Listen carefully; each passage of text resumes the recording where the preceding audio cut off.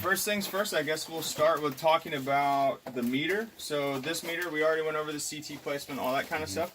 This meter has some dip switches that are down here that correspond to the device ID that it's going to report to the inverter at. So they have to be adjusted based upon what you're going to set it at the inverter. So this is always going to want to be device ID number 2. So if you get these ones that have the movable dip switches, all of the dip switches are going to go down except for the one that says number 2. So sometimes a couple of the other random ones may be clicked up. Just make sure that the only one that's up is the one that says number 2. That's going to tell the inverter that that's device ID number 2. See, only that one is clicked up. Okay, once we have that verified, we're going to come over to our inverter. You want to make sure that your PV disconnect is turned on anytime we're trying to talk to the batteries or anything like that. Because if not, then it's, that's a physical disconnect that's cutting out the lines going over there. Okay, so first things first, we're going to go into the menu, into the password menu. So that's the press and hold the enter button. You guys know the deal on that. Password 123 123 12. First thing we're going to do is go into the communications menu. And then we're going to go to RS485 number 1 configuration, because that's where we have our batteries connected, our meters connected. The device type should already be set to multi-devices, or MLT is what you're going to see there. Meter number 1 you guys are never going to be messing with. Meter number 2 is where we're going to live. This is ID 2 we talked about, so meter 2. So you're going to go in there. Device type is meter, that's default. Protocol is watt node, WN for default. Device ID is going to be 200. Okay, and then next thing we need to do is set our CT rating. So these CTs you guys are getting from us are going to come in a 200 amp or a 400 amp variation. The 200 amps are squares like this. The 400 amps are a larger oval size. So they're very distinguishable. So we'll set the CT rating here to 200. So once you get 200 in there, you press and hold the enter button to apply it. And you may have to do this twice. Sometimes it doesn't stick on the first time. Okay, it stayed in there. So you want to just verify that you put it in there and it stayed in there. If you have to put it in there more than 2 or 3 times and it doesn't stick, you probably have your comm wires flipped or your meter's not turned on or something funky. Doesn't it have the default of 5 just to let you know that the comms are connected? Yes, it will show 5 there. And if it shows a 0, that means normally it doesn't see anything. And then the meter function is the last part. We're going to set it to export import. It should always be at that anyway. But export import is what we're trying to do because we're trying to control the export here at the site. Okay, that's the meter programming. Now we need to go in and do the batteries. Battery 1, battery 2 you have here. So we'll go into battery 1. Device type is going to be battery. Depending upon the software that comes on the inverter out of the box, it may automatically set it to T74, which is Tesla Powerwall 1. That is a discontinued product that we're not using. So you have to go in and tell it LG. This is the reason why when you turn the inverter on for the first time, it throws a battery comm error, because the inverter thinks it's looking for a Tesla battery, but there's not one here. So that's why it's important to go through the configuration and then see what you have for errors. So we'll go LG battery. And then device ID for battery number 1 is always going to be 15. Device ID for battery number 2 is always going to be device ID 14. So at this point, we're going to go ahead and turn our batteries on. So when you turn the batteries on, we're going auxiliary switch, the little bitty switch first, and then the breaker. Same thing over here, little switch, and then the breaker.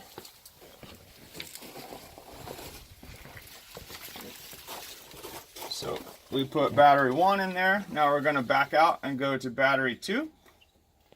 Device type, battery pack like we talked about.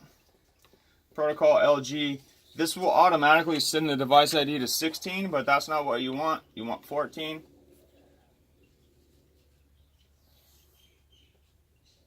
Okay. And then at this point, you should be able to go into the battery info screen and see that there is a battery there. This is the serial number of that battery. This is the software version that's on the battery. So this is going to need to be updated. If you look on our website, I think the latest version is like 7.4.6. So device ID for battery 1 is 15? 15, yep. Okay. And then, so that's battery 2. Let's go in and make sure battery 1 is talking. Battery info, there's battery 1. Battery 1 is actually on the new software already, so you can see that there.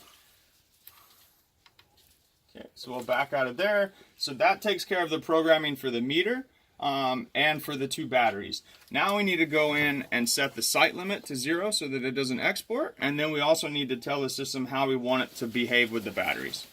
So we have to set a battery mode, essentially. So How do we update that firmware for battery 2? Oh, I'm going to get to that after all this.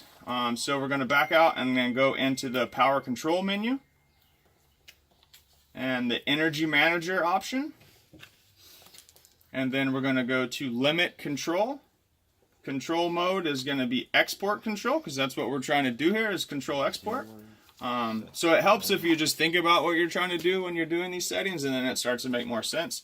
And then site limit, we want our site limit of 0 so that we don't export. So it populates at 0. Just press and hold the enter to apply that setting. So now that has our system set to 0 export.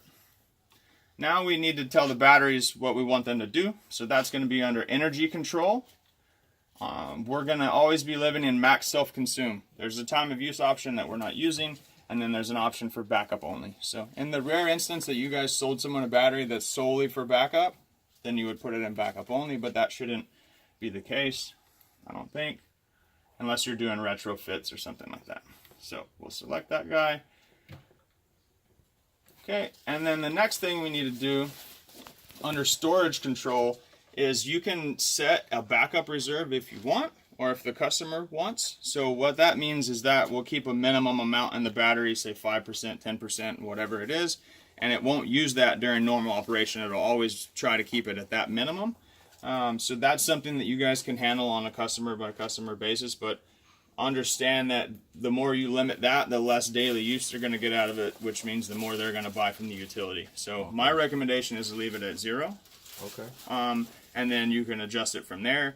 Because if you start asking homeowners what they want, they're going to want 50%, and then they're going to be pissed off that their bill didn't change as much as they wanted it to because you sold them half a battery. You know, so we don't want to be limiting things unnecessarily. But if you have a customer that's really stuck on that, you can set the backup reserve right there. Okay, that, my friends, is the configuration process. Everything is programmed. Now we're all hunky-dory. Now, the next thing that you're going to want to do is verify the CT orientation. This isn't going to work right now to verify it because there's nothing happening here. But normally these would be inside on the mains. So at this point, now that we set that meter to an export-import meter, we should be able to go through these screens. And there's an export screen and an import screen. Exactly. So export meter 339. We want that to say 0, so that tells us right now if these CTs were where they need to be, that they're in the wrong orientation. So you need to either flip the CTs or flip the wires on the watt node itself. If the CTs are somewhere that were a bitch to get in, just flip the wires. Because what you want to see right now is we should be seeing some import power. We're seeing export power because of where these are tied in and whatnot. So that's the next step. That just, you know, shows, hey, everything's there. And now we're going to scroll through. We see there's battery 1. It has 0% SOE. And battery 2 has 6% SOE. And it's off because I have this little toggle switch off. Okay, so we see both the batteries are on. We have modules already paired up, so that's cool. One thing to note with the module pairing, I normally do it like after I do all of this configuration, or you can do it before. But you need to have the batteries turned off anytime you're running pairing. Both switches on the battery. If either one of those are on, you're not going to pair any modules. Okay. So you can either do it before, or I do it at this point. Now I see everything is working. I go turn the batteries off, run the pairing, and then once it's done pairing, I'll turn the batteries back on. Pairing before I turn the battery. Okay, so yeah, I see we got 29. Is there, how many modules in here? 29. Okay, perfect. So now we can, if we turn it on, I don't know exactly what it's going to do because these CTs are in the wrong spot. But let's go ahead and flip it on and see what it does. So when you turn it on, you'll hear the batteries do a little chimey chime. Hear them? Okay.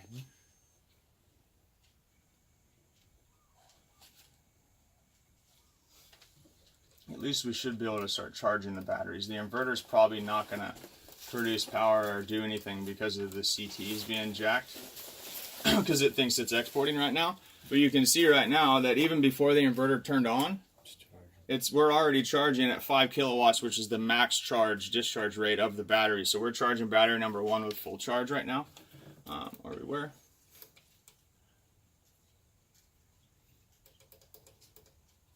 Let's get back to that one. Okay, so charging. So it's always gonna try to charge that one that's at 0% to bring it up, and then it'll move over to this other one and try to bring it up. The inverter right now, like I said, is probably not going to go into production mode because it thinks it's exporting, because these things are flipped around. So probably what we can do right now, just to make it behave a little bit better, is just flip these around so that it doesn't keep thinking it's exporting. Because if it thinks it's exporting for more than 10 seconds, the software will tell it to like stop producing, and it'll like back off, and then. Okay, so see, yeah, as soon as I flip those CTs, then you saw it. Now it clicked on. Yep. Now we're producing power. But we're not really feeding much house loads with the way these CTs are right now.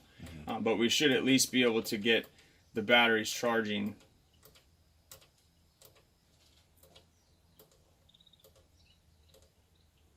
Okay, so that's charging. So I would say at this point, leave those batteries charging. I don't know when are you going to come back today and do this shit, or what's going to be the tomorrow. Deal? Okay, so I would, if you're not going to come back today, I would say to stay here for a while until these batteries get a bit more charge in them, so that you're not, risking having them go dead. Because if it's at 0% for very long, then the inverter can't even like start to charge it again. You got to get an external charger and like boost it back up and shit. So you really want to avoid that. So anytime, especially if you guys are doing a new install like this and you finish and it's at 0%, this thing's going to be waiting PTO for a while. Charge it up, let it sit for a day or whatever, and charge that fucker up. Okay. And then turn them all the way off. Okay. Is there a situation if the customer, say we get these rental homes, and they're going to be out of town for 6 months, maybe they kick off stuff or whatever, should we leave the batteries at 5% in the reserve? You talking about just if someone's not going to be around?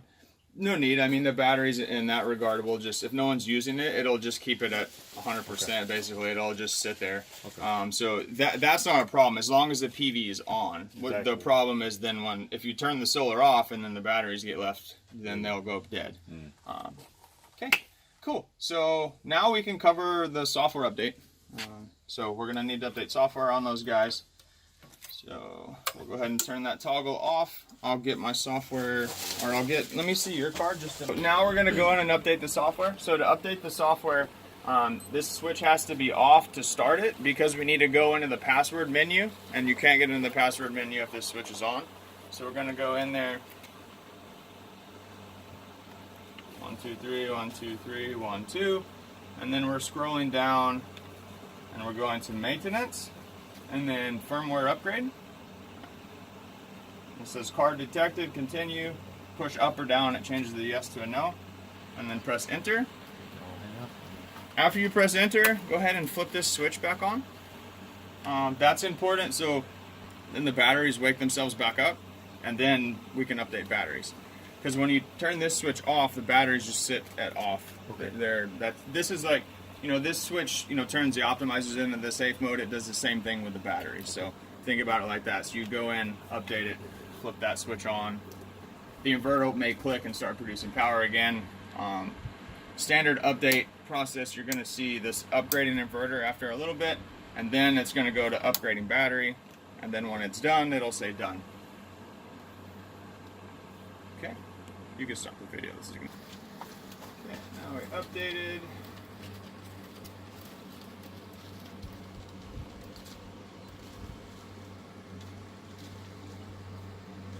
Charging that. We're gonna record everything. Oh, you did. And write down all the stuff.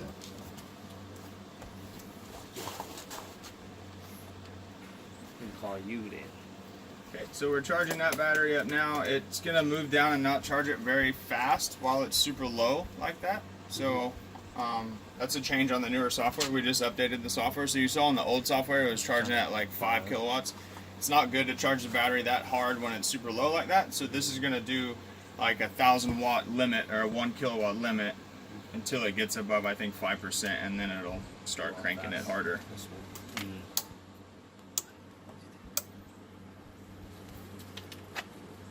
And then, yeah, right now it's not going to really produce hardly anything at all because it's right there. Because the CTs are in that spot. So you're gonna have to come back and. But that's fine, at least the batteries are going to charge.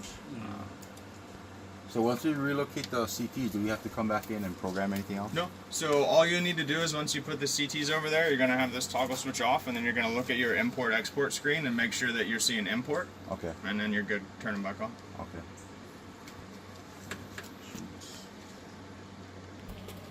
Is going to be your utility compliance for your 14H ship. Yeah. So for that, I'll explain some confusing parts of that. So that document that we have that for the 14H has only a couple steps in it, but they're very important that you do all of the steps. So if you just go to a site and you update software and then you don't set the country code after you updated the software, it doesn't actually put the settings into the inverter. So you see right now, this inverter still has the COSFI setting in there, but it's on the latest version. So if we were to go in and take those 2 screenshots and give them the utility, they're going to pass it, but it's not operating the way that they want it to because you didn't follow the procedure. So just so we know, I'm having a ton of problems with guys not reading the 3 steps. They just say, oh, software, it's the right version, and they don't understand why we're setting the country code. The reason why is because the inverter holds all of the settings in the country code from the last time you set the country code. So when you update software, it doesn't automatically update everything in the country. It just keeps it at whatever it was set at. But once you set the country code again, it looks at what's in the new software and applies those changes. So we'll see that take place here in a second, and then we can take our screenshots. In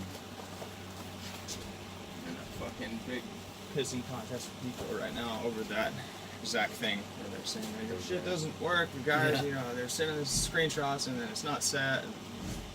That's where I first voltage drop back down. We're going to go into the password menu. So this is assuming like we just updated software. Now we're going to set the country code to put those compliance things in place. So just Hawaii 240. Then after we set this, I'm going to go back and show you that power control screen and show you what you should see there, and that lets you know that you don't need to provide a screenshot of it, but it changes. So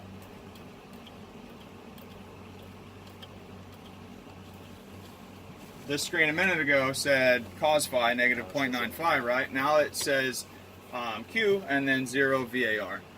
That is of no relevance to you guys really, but just understand if it shows that, then that means that you did everything right. You don't need to give them a screenshot of this, but this will show that that 0.95 old setting is not there anymore, and you want to make sure of that. We may end up requiring this screenshot as well, but just for checks and balances. just because we're fighting with the utility about it right now, so that may come. Something may change, but for the time being, the 2 screenshots that you're now going to provide are this standard one that you've been used to showing all the time, and then another one that's through the menu. Information versions. I like it. So information and then versions, and then you're taking a picture of this screen. The reason you're taking a picture of this screen is for this DSP 1 and 2 version. They're now looking at that version. Historically, we've only tied our updates to the CPU, but now shit's getting kind of weird, so we had to change it to where you're showing CPU and DSP. So that's the 2 screenshots that you need after your update. Oh, let's leave that off actually.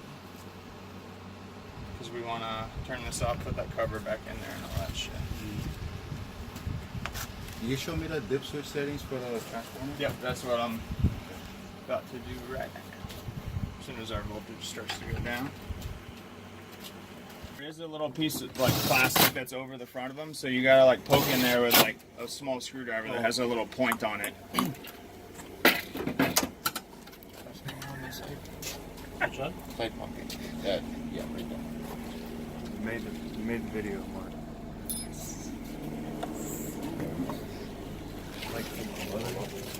Okay, they're all up. Cool, cool. We can throw all the covers back in.